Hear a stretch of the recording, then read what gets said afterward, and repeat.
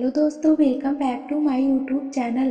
दोस्तों, आज जो हम कहानी पढ़ने जा रहे हैं वो समधन के ऊपर आधारित है कि दो समधन कैसे अपनी बेटियों के बारे में बात करती हैं। चलिए कहानी शुरू करते हैं। अगर कहानी पसंद आए तो चैनल को लाइक एंड सब्सक्राइब करना ना भूलें।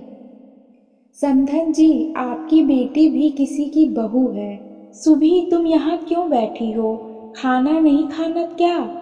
लंच ब्रेक होने पर ऑफिस में सब लोग अपना अपना टिफिन लेकर कैंटीन जा रहे थे। सुभी को अभी तक वहीं बैठा देख रीना ने टोक दिया, दीदी आज मेरा खाना खाने का मूड नहीं है, आप खाइए, फिर कॉफ़ी पीने आ जाऊंगी।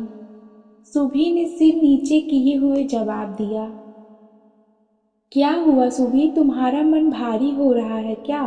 तबीयत तो ठीक है ना तुम्हारी? कहते ही रीना ने सुभी का मुंह ऊपर उठाया। देखा तो सुभी की आंखों में नमी थी। समझ गई, आज भी तू टिफिन नहीं लाई है ना? हम गैर हैं क्या? यहाँ इस ऑफिस में हम सब एक परिवार हैं। एक को तकलीफ है तो सब उसकी सहायता के लिए खड़े हैं। तू प्रेग्नेंट है, इस समय तुझे हेल्दी खाना खाना चाहिए और तू भूखी रहकर अपने बच्चे को भी भूखा रख रही है। चल खड़ी हो, साथ में मुंह हाथ धो और खाना खा। लेकिन दीदी, रोज रोज अच्छा नहीं लगता। सुभी, तूने मुझे बड़ी बहन केवल दीदी कहने के लिए माना होगा, लेकिन मैंने हमेशा तुझे दिल से छोटी बहन माना है। अगर मुझे कुछ परेशानी होगी तो क्या तू मुझे परेशानी की हालत में छोड़कर चली जाएगी? अब जल्दी कर, बच्चे को इतनी देर भूखा रखना अच्छी बात नहीं। रीना सुबह को लेकर कैंटीन पहुंची तो सबके टिफिन खुल चुके थे। केवल उन दोनों का ही इंतजार हो रहा था। सब रूल बना रखा था कि लंच सब एक साथ करेंगे, चाहे किसी का इंतजार क्यों ना करना पड़े। अरे वाह, आज तो सबने टिफिन में कितना स्वादिष्ट और स्वास्थ्यवर्धक खाना लाया है। मीना पूड़ियाँ लाई है तो मुकेश जी ढोकला और अंकुरित चने, और मीना जी तो जवे लेकर आई हैं। नितिन जी के टिफिन में भी पुलाव है। रीना बोली, भाई लंच हो तो हमारे ऑफिस जैसा। रीना दीदी, आपके टिफिन में तो सबसे हेल्दी खाना है, पराठे और पनीर की सब्जी, साथ ही अंकुरित दालों की सलाद भी। मीना बोली, हाँ मैंने कहा था ना कि अब से हम अपने टिफिन में कुछ न कुछ हेल्दी लेकर आएंगे, जिससे सुभी और उसके होने वाले बच्चे को भरपूर पोषक मिल सके। हाँ रीना जी, इसलिए हम सब भी यही सोचते हैं कि अब से आपका और हम सबका टिफिन हेल्दी होगा। सुबह के बहाने हम सबको भी सेहत सही हो जाएगी। मुकेश जी हंसते हुए बोले। खाने के बाद सुबह रीना के पास आई। दीदी आप ना होती तो मैं तो भूखी ही रह जाती, फिर मेरे बच्चे का क्या होता? सुबह की आंखों में आंसू आ गए। रो मत सुभी, भगवान अच्छे लोगों की हेल्प करने के लिए किसी न किसी रूप में भेज ही देते हैं। अब तू शांत हो और मुझे अपनी समस्या बता।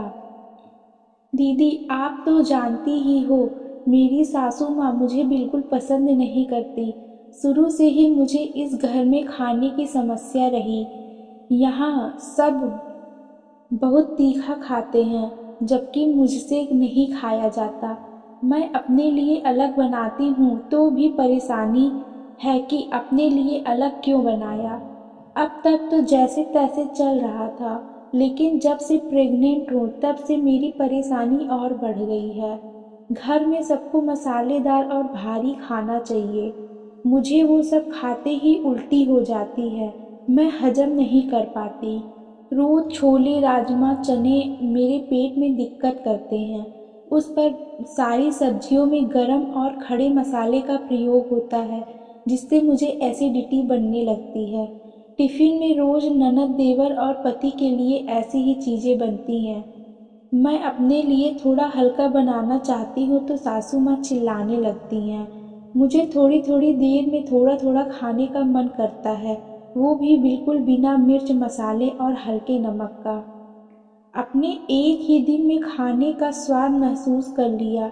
आप सबके टिफ़िन में उसी हिसाब से खाना था और मेरी सास मेरी परेशानी समझना ही नहीं चाहती कि प्रेगनेंसी में मेरे खाने के स्वाद बदल रहे हैं। विशाल से कहा तो उसने मम्मी को समझाने की कोशिश की तो सासू माँ ने यह कहकर मुझे चुप करा दिया कि तू तो जोरू का गुलाम है।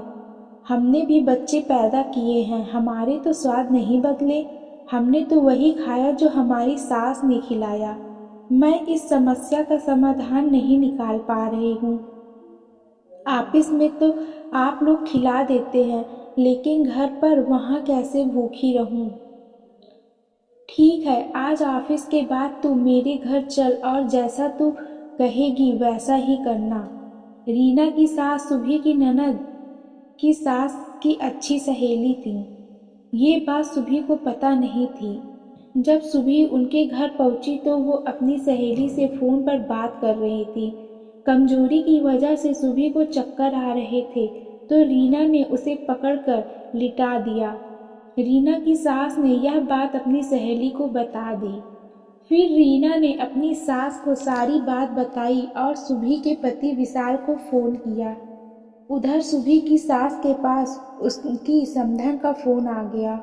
समधन जी, मैं ये क्या सुन रही हूँ। आपकी बहू पेट से है और वो इतनी कमज़ोर है कि उसे चक्कर आ रहे हैं।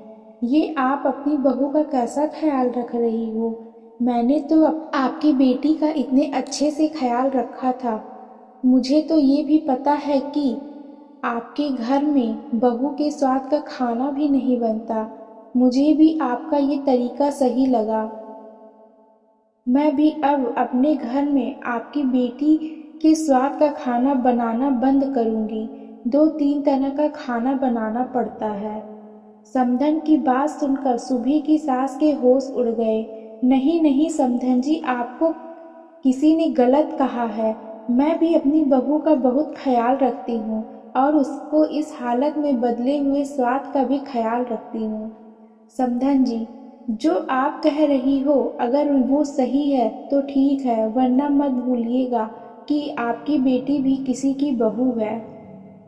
रात को जब विशाल सुभी को लेकर घर पहुंचा तो सासू माँ ने अपने किए की माफ़ी मांगी और आगे से उसका ध्यान रखने का वादा भी किया। अब रोज़ सबसे साथ सुभी का टिफ़िन भी हेल्दी और स्वादिष्ट होने लगा। सुभी भी अब खुशी खुशी अपनी प्रेगनेंसी को एंजॉय कर रही थी। दोस्तों, कहानी पर लाइक और कमेंट करके अपने विचार बताइए और आपको ये कहानी कैसी लगी। धन्यवाद।